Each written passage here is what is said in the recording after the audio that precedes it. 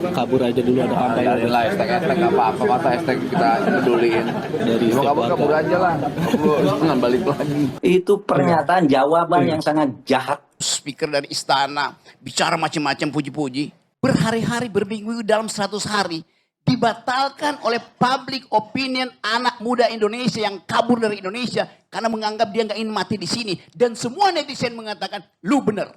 Nah, akumulasi dari ketidaksepuasan seperti itu memang bisa pada akhirnya membuka pintu dengan cara-cara yang tidak wajar pada akhirnya. Nah, oleh sebab itu harus dimaklumi dan difahami. Bukan dimusuhi orang mengatakan gitu, itu harus dianggap sebagai masukan bagaimana nih sebaiknya negara kita kelola bersama. Mas, terkait dengan ada kampanye kabur aja dulu, Mas, itu gimana? Mas? Kabur aja dulu ada kampanye. Biarin lah, hashtag apa-apa, masa hashtag kita peduliin. Mau kabur aja lah, jangan balik lagi. Mau kabur aja lah, jangan balik lagi. Apa yang jadi masalah di kabinet dalam pemerintahan? Tadi komunikasi.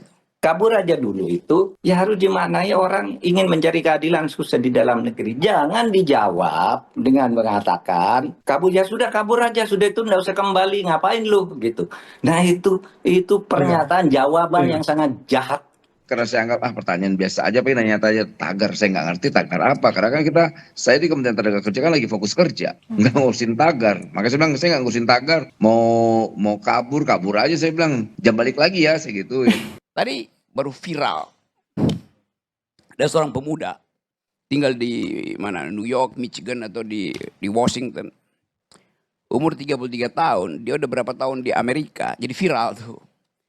Dia bilang begini, saya tidak ingin mati di negeri yang tidak memberi saya harapan, makanya saya nggak mau pulang ke Indonesia. Anak muda yang disebut bonus demografi, viral sekarang di X, Anda lihat tuh. Karena dianggap tidak ada harapan di sini. Nah, kalau teman-teman berpikir untuk pindah ke luar negeri, saya malah meragukan nasionalisme kalian. Anda tidak punya patriotisme. Bagi dia, apa intinya patriotisme? Kalau indeks korupsi masih tinggi, apa itu patriotisme? Kalau kerukunan bernegara tidak ada. Kita mau tagih pada milenial ini, nggak bisa. Saya maklum kalau ada orang mengatakan kabur aja dulu. Di sini sulit, di sini banyak koruptornya, dan sebagainya, dan sebagainya. Itu seharusnya direspon dengan baik, bukan diejek. Kita mau kabur aja cari hidup lalu nggak boleh pulang. Itu jawaban yang sangat tidak bijaksana. Gini, jangan sampai nanti kawan-kawan yang pergi keluar sana semangatnya pergi gitu ya. Pas nggak mampu pulang, bikin video tuh. Pak, pemerintah tolong kami, Pak. Kami nggak bisa pulang, Pak. Banyak penanganan itu. Nah itu karena di dalam negeri sendiri nggak kita bisa ngurus. Nah dari waktu ke waktu kita katakan itu, tetapi tetap saja orang merasa apa yang bisa kita dapat dari dalam negeri ini. Ada berapa puluh ribu ini tenaga kerja kita yang terjaring mafia-mafia tenaga kerja. Yang saya ketahui sampai dengan akhir tahun 2023, berapa jumlah warga negara Indonesia, pekerja migran Indonesia di luar negeri, itu jumlahnya 9 juta orang. 4,5 juta di antara mereka itu ilegal, kabur dari dalam negeri ke luar negeri karena mau mempertarungkan hidup di sana. Di Indonesia nggak bisa hidup, dia lari ke Malaysia, istrinya ditinggal, dia merawat anak orang di luar negeri, anaknya sendiri tidak ada yang merawat di dalam negeri. Ada yang mempertaruhkan nyawa di tengah lautan karena menjadi pekerja-pekerja kapal layar, lalu kalau mati tinggal dilempar ke laut. Anda tanya ke orang NTT, berapa setiap hari mayat orang NTT dikirim dari luar negeri, disiksa dan sebagainya karena mereka kabur dari dalam negeri untuk mencari hidup di luar negeri. Nah itu kalau negara tidak menyediakan hal seperti itu, ya orang ya kabur aja kan gitu kan. Jadi itu pernyataan keras dari masyarakat, kabur aja dulu daripada pemerintahnya kayak gini kan gitu. Jadi Anda suruh tuh tim komunikasi istana itu bodoh semua itu. Benar sungguh. Bayangin. Capek-capek kasih uang ke media massa segala macam itu, ke lembaga survei Prabowo 80%. Lalu datang speaker dari House, speaker dari istana, bicara macam-macam puji-puji. Berhari-hari berminggu dalam 100 hari dibatalkan oleh public opinion anak muda Indonesia yang kabur dari Indonesia karena menganggap dia nggak ingin mati di sini, dan semua netizen mengatakan lu bener.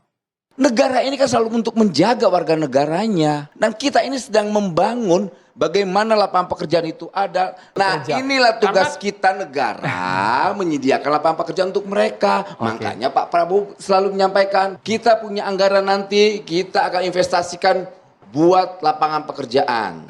Akan dibangun di Pantura 13 kota baru, di mana akan menciptakan lapangan kerja 3 juta orang bekerja. Insya Allah akan terbuka 19 juta lapangan pekerjaan untuk generasi muda dan kaum perempuan. Dan itu sedang dilakukan oleh Pak Prabowo. Nah, itulah tadi yang dimaksud, jangan sampai orang-orang kita yang hebat-hebat ini malah stay di negara lain. Di sana pajak besar loh. Belum tentu kehidupan kulturnya sama dengan kita. Kita di sini tuh ikhlas membayar pajak karena kita dapat hasilnya. Sementara kalau di Indonesia ada sentimen bahwa kelas menengah terutama ya, kelas menengah itu yang paling banyak menyumbangkan pajak melalui pajak penghasilan dan tentunya PPN juga yang baru saja naik jadi 12% itu kebanyakannya dari konsumsi kelas menengah. Nah, tapi kelas menengah ini yang paling nggak dapat apa-apa.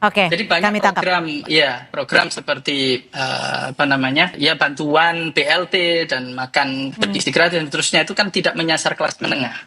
Sebelumnya saya mau menyambut undangannya Bang Noel untuk memberikan masukan dan kritikan. Jadi yang terbaru ini kritikannya adalah pemotongan anggaran itu kok sampai mepet ke hal-hal yang esensial. Salah satunya mengancam kenaikan UKT untuk mahasiswa. Ini problem besar.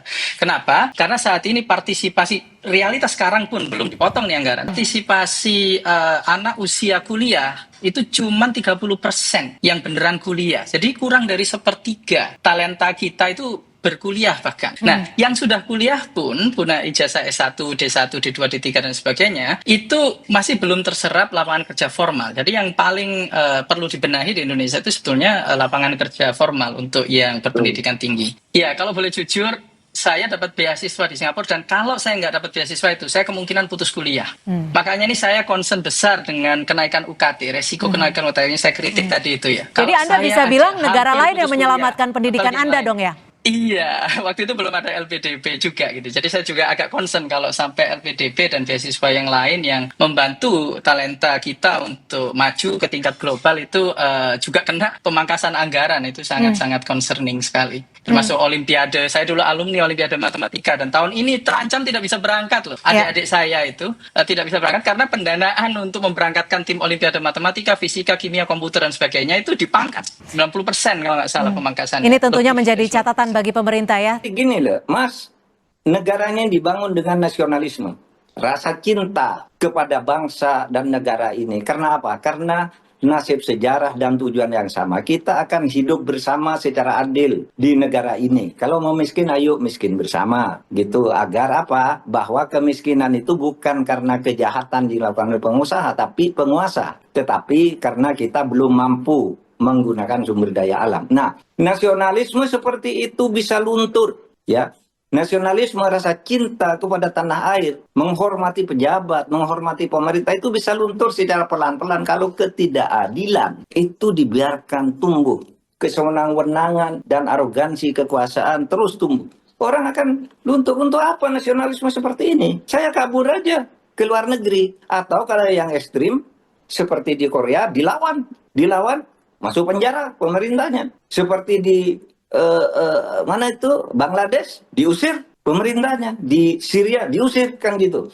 Nah, kita nih baik-baik gitu. Saya cari di dalam nggak bisa ya, kabur aja dah dulu gitu. Itu kan sebenarnya pandangan Ahlus Sunnah wal Jamaah itu. Di dalam NU itu jangan melakukan pemberontakan yang menyebabkan negara macet sehingga rakyat lebih sengsara. Kan itu jawaban yang netral daripada ngusir orang. Nah, akumulasi dari ketidaksepuasan seperti itu memang bisa pada akhirnya membuka pintu dengan cara-cara yang tidak wajar pada akhirnya. Nah, oleh sebab itu harus dimaklumi dan difahami. Bukan dimusuhi orang mengatakan gitu, itu harus dianggap sebagai masukan bagaimana nih sebaiknya negara kita kelola bersama.